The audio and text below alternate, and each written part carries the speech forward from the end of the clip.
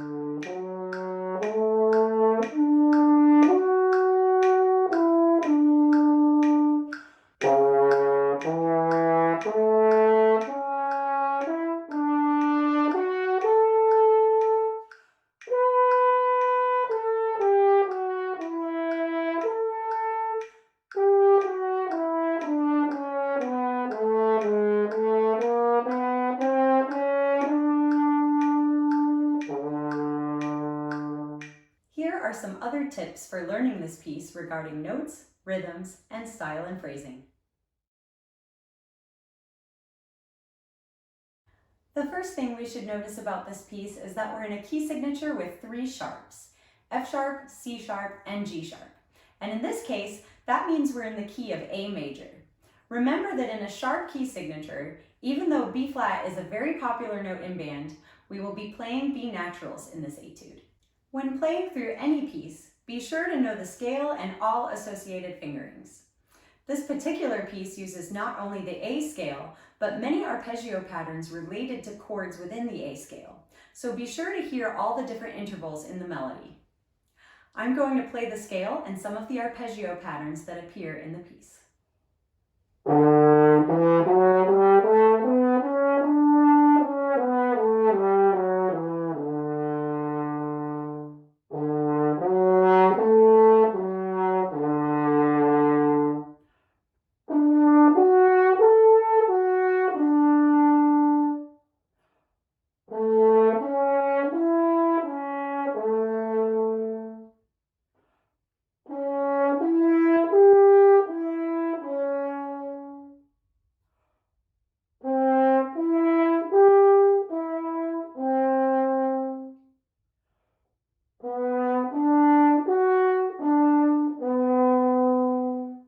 As if we hadn't seen enough sharps already, in measure 23 we see a symbol that looks like a little X next to an F. This is called a double sharp, and you may not have seen one before. The best thing to do is not panic. If a regular sharp makes a note 1/2 step higher, a double sharp makes the note 2/2 steps higher. So that F double sharp is really just a fancy way of saying G natural.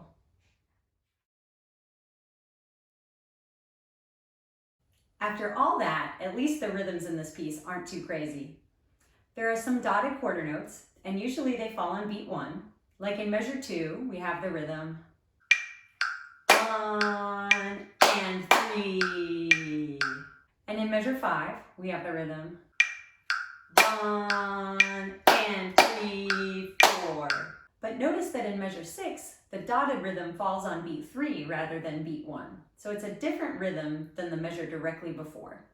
So altogether, measures 5 and 6 are 1 and 3, 4, 1, 2, 3, and. There are a few syncopated rhythms at measure 4 and measure 20. It looks funky to have a quarter note sandwiched between two eighth notes, and it is funky. This is a popular rhythm to see in jazz, and even though we're not playing jazz right now, you can expect that rhythm to be a little jazzier than the rest of the etude. 1 and 3.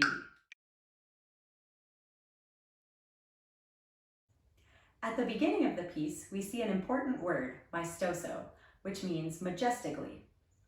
Oftentimes in music, this word can be associated with a march, and after listening to the piece, you can hear that it has a forward-moving energy, like a march would.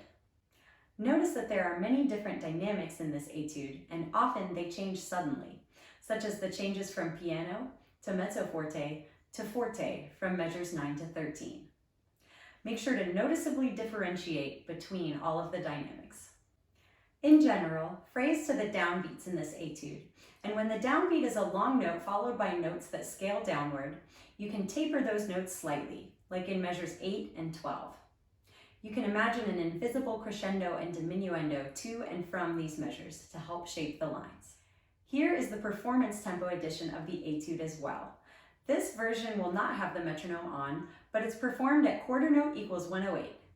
Note that this tempo also ties in with the style we talked about before, as 108 is a tempo that's comfortable to march at. Going too much faster than that would be, well, not so much fun to march to. As always when performing, remember to trust the preparation and practicing that you did so you can focus on making music and having fun.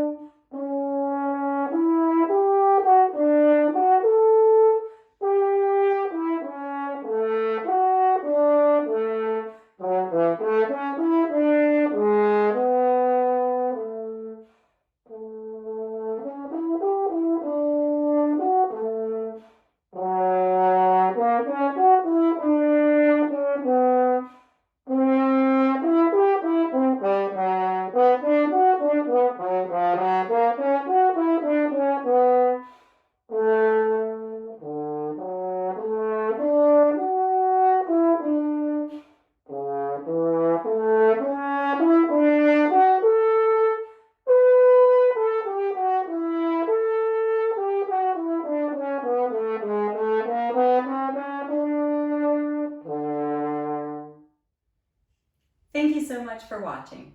If you liked the video, please subscribe and remember to turn those notifications on as I'll be recording the lyrical etude soon as well.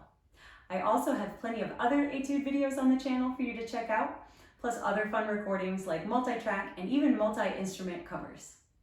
Happy practicing and see you next time.